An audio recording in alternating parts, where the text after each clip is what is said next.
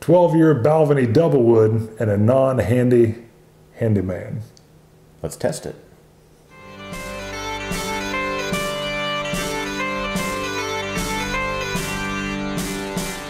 The Balvenie is fully in Scott's realm of citrus influence.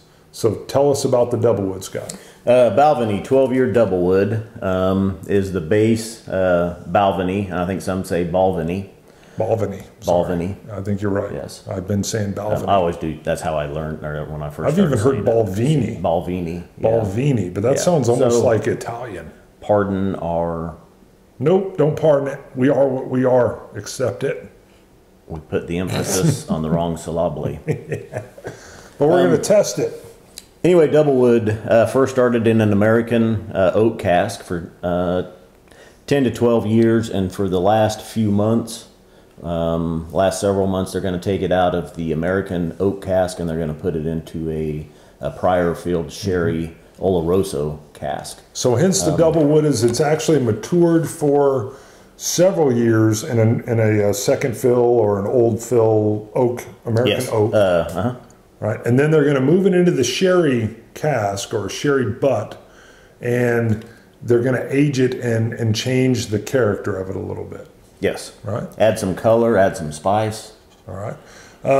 This particular bottle I actually took to a tasting in Dallas, so it is well used. And we were just looking at it and thought, you know what, we had not actually reviewed this yet. So we're going to review it now, but hence the bottle is almost gone. Yes. So. And just to give you a little bit closer look to it, I'm a big fan of the Balvenie packaging. I think they do a great job. It's very simple but elegant at the same time. I've watched several videos on YouTube at the Balvenie distillery. Quite good, highlighting there's one with a 50-year. They make a special bottle and they take this 50-year cask for David Stewart. Wow, very good on the name. Yeah. I had no idea. He's been there 50 years, right? Yeah. So they'd actually saved a barrel or a cask, and well, they probably had a few. Yeah. Well, sure. Who knows? But I saw that. It was a nice presentation. Great company. I love the taste. I love the look. I like the feel. Let's try it. That's right. Let's test it. The first thing you'll get is citrus. I noticed that. I thought, I was going right in. I should have shot it like somebody did with my peat monster.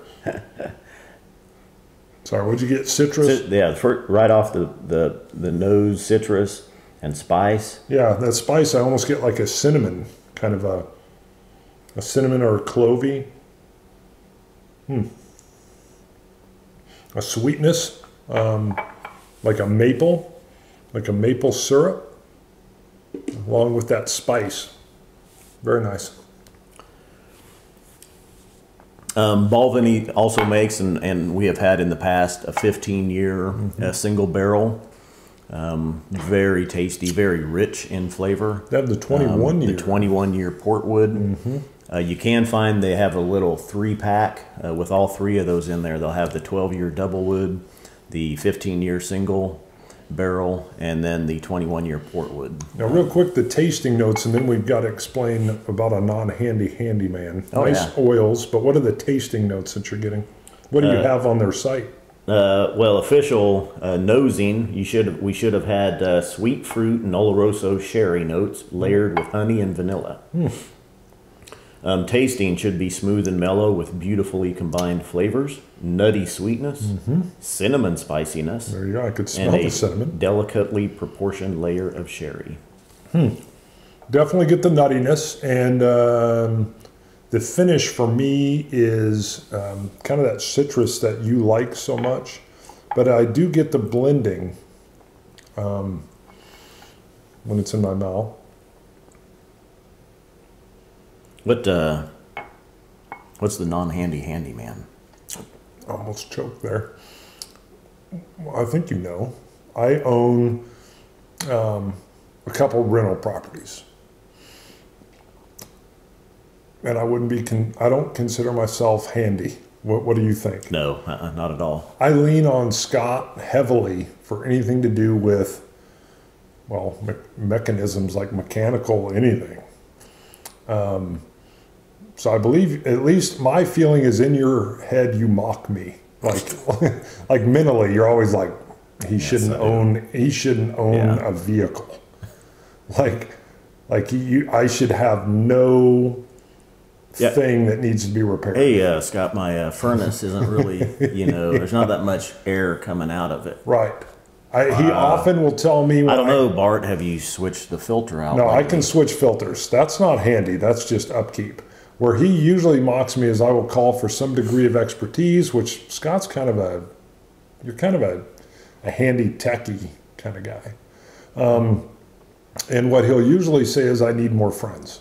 Okay. I have told him that. Yes. Yeah. He's like, don't you have other friends you can call? Quit calling me. Yeah. It's more of a trust factor. I'm just telling you, as a guy, it takes a certain level of trust to call a man and say, I don't know something about this. Because there's guys that are out there faking it. You know what I'm talking about. I also know guys that will say, I don't know how to do it, but we're going to try. And then they drop $2,000 when they totally jack something up, and an actual professional has to come in. I'm not that. I will find somebody. Now, this is unrelated to the handyman, but one time he did call me when he should have called other friends.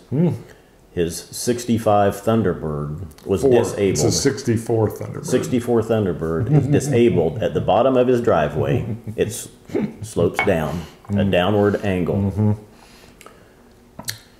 Yeah, and it's disabled. We need to push it into the garage, he said. Yeah.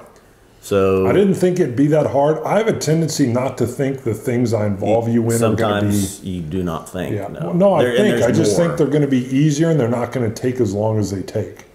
I misjudged both the difficulty of the project and the time element involved in the project. Yes, this was two summers ago. Yeah.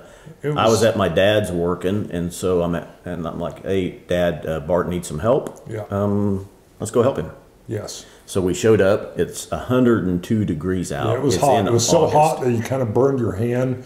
Yeah, you couldn't even hold on to the car. And as we round the corner, I see this 64 Thunderbird that's made out of quarter-inch sheet metal. It's an American car, baby. At the bottom of his driveway, and I thought, there is no way we're getting this up the driveway into the garage. It's a short driveway. No.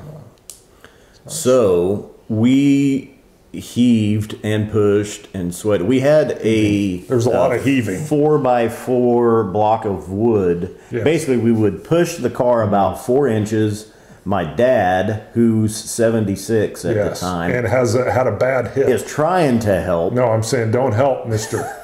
Sir. All he can do is push this block of wood, the 4 inches that we've now moved the car. Then we have to stop and take a break. We would yell like small girls, block it, or block it, like that. But that's it. So I'm not handy. No. All right. So final notes on this, and then we will close out. Maybe we'll retouch on my lack of. And then we also painted his garage in the August one time too. But that was a fun bonding experience between friends. Tasting notes. I love it. It's a go-to, kind of a catch-all. Most people are going to enjoy this Scotch. I think the Balvenie is kind of a everyman Scotch. Would you agree? Yes. It's not just citrus. You do get a little bit of the spicy. You do get a little bit of the oak, and a little bit of the citrus. The citrus is not overpowering in it. I agree. So when I say everyman Scotch, I mean it's a good fine Scotch, but I've never really had anyone turned off by it or offended by it. By offended, I just mean like a strong peat. There's people that'll taste it, and I fear they'll never return to Scotch. So, Balvenie is kind of like an everyman for me, or an every person. Let's not exclude women. If you had someone new to Scotch and you wanted them to try, can't go wrong with it. Something. Yeah, can't go wrong. It's got such a nice soft finish to it, and there's nothing really harsh with the Balvenie 12-year double wood. All right. That's right. See you guys later. Salud, dummies. Salanja, dummies. Good. You should take a drink of yours. Starting to freak out. You should take a drink of yours when you're doing that. Sorry. Notice the dummies. We didn't even talk about them.